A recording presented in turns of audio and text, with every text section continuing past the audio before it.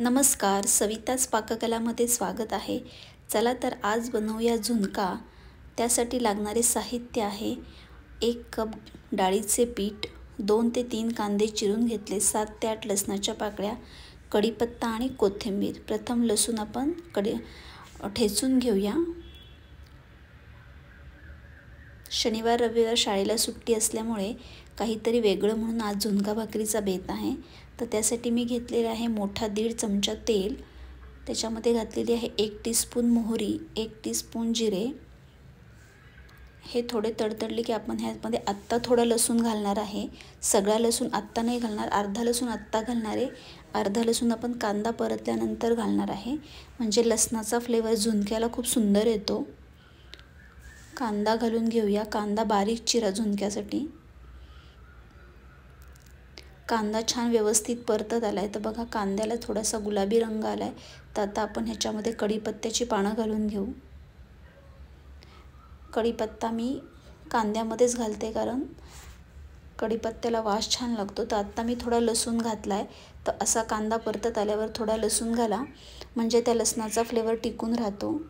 इथे घातलेले आहे मी चवीपुरतं मीठ। सोमवार ते शुक्रवार शाळा असल्यामुळे आपल्याला शाळेच्या प्रमाणेच टिफिन आणि नाश्त्याचे पदार्थ करावे लागतात। तर आज आपण शनिवारावर सुट्टी असल्यामुळे झुणक्याचा बेत करत आहोत। 1 टीस्पून हळद आणि मी 3 टीस्पून लाल तिखट टाकत आहे। माझे लाल तिखट कमी तिखट आहे, त्यामुळे मी ते 3 टीस्पून घातलं आहे। आता तिखट टाकल्यानंतर आपण डाळीचे पीठ थोडं थोडं टाकणार आहे।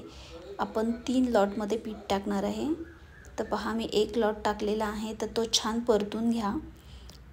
थोडं थोडं टाकल्यामुळे ते मिक्स करायला सोपं जातं आणि मिक्सही छान होतं। आता मी परत दुसरा लॉट टाकून घेतला आहे, तो छान व्यवस्थित हलवून घ्या। अशा पद्धतीने आपण टाकत गेल्यामुळे तेलामध्ये छान डाळीचं पीठ व्यवस्थित खमंग भाजले जाते। सगळे गुठळे पण होण्याची भीती नसते। तर पहा तिसरा लॉट मी पूर्ण टाकून घेतलेला आहे। साधारण हे 1 कप डाळीचं पीठ आहे। वजनी प्रमाण बघितलं तर 70 ग्रॅम आहे। तर पहा पूर्ण पीठ व्यवस्थित मिक्स झालेलं आहे, कुठलीही गुठळी झालेली नाही आहे, त्यामुळे डाळीचे पीठ खूप खमंग भाजले जाते। झुणक्याला एक छान खमंगपणा येतो। तर साधारण 3 मिनटं हे डाळीचे पीठ सतत हलवत भाजत राहा।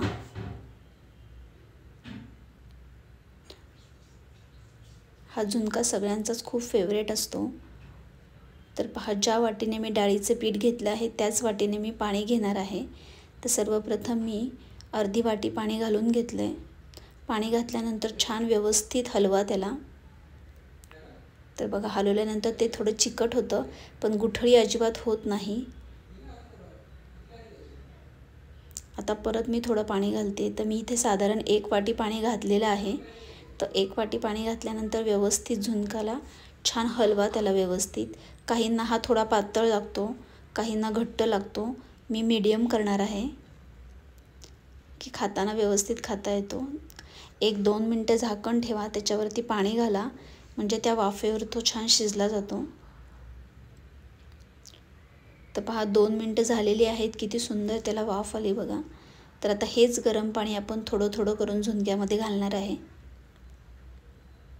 तर छान आता हलवून घ्या एकदा, व्यवस्थित हलवून त्याला मोकळं करा आणि मग परत थोडं थोडं पाणी घाला। आता मी थोडंसं चवीपुरतं मीठ घातलं आहे आणि कोथिंबीर थोडी आत्ता घातली, थोडी नंतर घालणार आहे। तर बघा आत्ता मी अर्धी वाटी पाणी घालून घेतलं आहे। त्याला छान उजवीकडून डावीकडे, डावीकडून उजवीकडे असं व्यवस्थित फिरवा, म्हणजे ते छान मोकळं सुटसुटीत पण होतं। तर बघा मी पूर्ण वाटी पाणी घालून घेतले, म्हणजे साधारण मला 2 वाट्या पाणी लागले।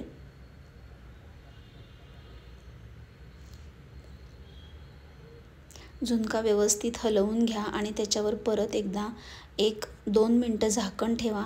आता अर्ध्या झुणका आपल्याला शिजलेला आहे। आता फक्त एक वाफ काढायची। तर बघा 1 वाफ निघालेली आहे आणि झुणका आपला खूप छान शिजला पण आहे। हा शिजलाय की नाही कळण्यासाठी ओला हात थोडासा त्याला लावून बघा, हाताला नाही चिकटला की समजायचं शिजला। तर आपला झुणका तयार आहे. कोथिंबीर घालून घ्या आणि आता आपण झुणका सर्व करूया.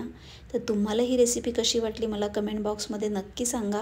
रेसिपी आवडल्यास चॅनलला लाईक, शेअर अँड सबस्क्राईब नक्की करा. आपण पुन्हा भेटूया नवीन व्हिडिओसोबत. तोपर्यंत हेल्दी खा, हेल्दी रहा. धन्यवाद.